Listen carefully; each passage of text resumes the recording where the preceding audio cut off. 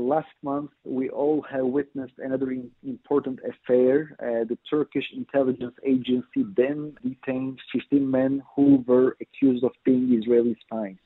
They were all Arab origin. They were not the citizens of the state of Israel. As a result, in retrospect, we can say that Israel ignored this whole event. And I'm thinking now out loud together with you. As far as I understand, the Turkish intelligence agency or the Turkish government demanded to receive certain information or certain achievement after this operation. And as far as I understand, to be Israel's willful ignorance, they didn't receive it. So as a result, today what we are seeing might be, very probably, it is the same, the continuation of the same incident, but this time with different identities. Now we have two Jewish Israelis who are the citizens of Israel, and Israel cannot ignore this incident anymore. And we may not be revealed, we may not be exposed to the things that the Turkish government already asked from the state of Israel. Maybe two sides will address the issue in a secret way.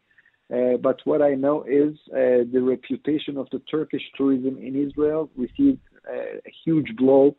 Since then, many people are thinking twice before going to Turkey. No, it's no secret that Turkey has been trying to improve or normalize relationships with Israel. And even President Erdogan had a 40-minute phone call with our President Isaac Herzog.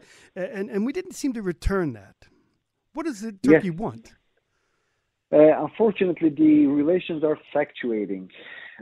Sometimes we see that the Turks are trying to mend the fences, and sometimes, with a huge surprise, we see some unilateral, very harsh statements or actions. The thing is, Israeli-Turkish relations are very much attached to the Turkish-American relations, and now we all know that the Turkish-American relations are in all-time low. And as a result, from the Turkish point of view, we are acknowledged here as a branch of the United States in the Middle East. So if you do not have proper relations with the headquarters, let me say, you also, in a very natural way, you also do not have good relations with the branch, right? So from my perspective, the recent friction between the United States and Turkey regarding the F-16s and Turkey's elimination from the F-35 project, from my understanding, also plays a crucial role here, even in this incident. Well, Israel's always pushed that view that the road to Washington goes through Jerusalem. But what do you think Israel's payment could be to get this couple home? First of all, I really hope that Israel would not have to pay something in return, because this is really ridiculous. These two people only, they visited an observation tower. And I would like to ask you, why do people build observation towers? For tourism, right? So that the tourists will come there and will take the picture. Can you imagine that a tourist who will visit London Eye in London will be detained because he would film or take a picture of the British Parliament from the London Eye? Can you imagine such a thing? I cannot imagine. And also, from my understanding, in terms of, in the terminology of football, it's an own goal for the Turkish tourism and for the Turkey's reputation abroad. And I really wish that Israel would not have to pay something in return. But from my understanding, maximum, Israel may pave the way for further Turkish penetration into the Gaza Strip. Maybe Israel may permit Turkish NGOs to take part in West Bank. They may refer to Jerusalem. From my perspective, it would be a huge mistake to pave their way to Jerusalem. This is our capital. I would like to give you another perspective. Okay.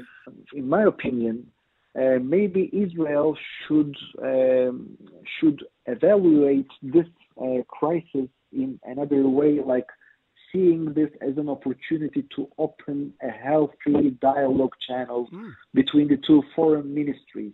We all remember that Benjamin Netanyahu in the past did such a thing with Russia, and he brought back an Israeli inmate from the Russian prison called Naama Yissaschar, right? Mm-hmm. So why not this time this two Israeli couple would function like Naama Yissaschar, right? So that maybe our foreign minister Yair Lapid can contact with the Turkish foreign minister Mevlut Çavuşoğlu, and they can handle this issue through a gentleman's agreement that would also pave the way for a genuine normalization between the two countries. So this could be an opportunity. Let me ask you, we grew up with the movie Midnight Express. How serious do you think this is for that couple right now? Well, I know what is Midnight Express is.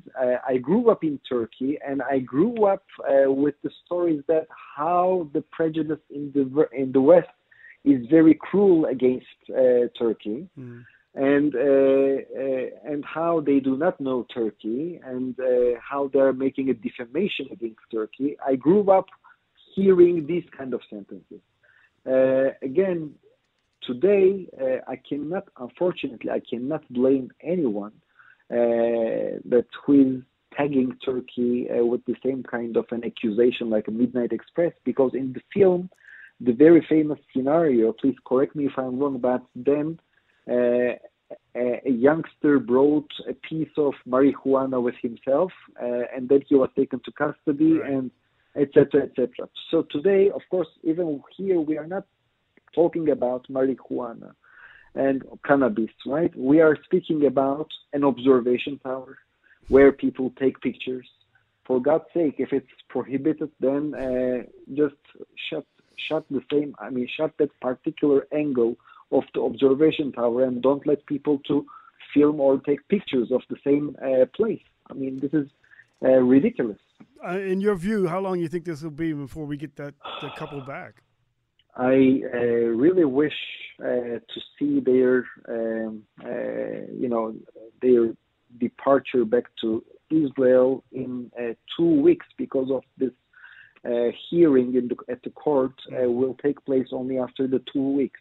I really hope that the Turkish side will not escalate the situation by bringing this kind of accusations like espionage to the court.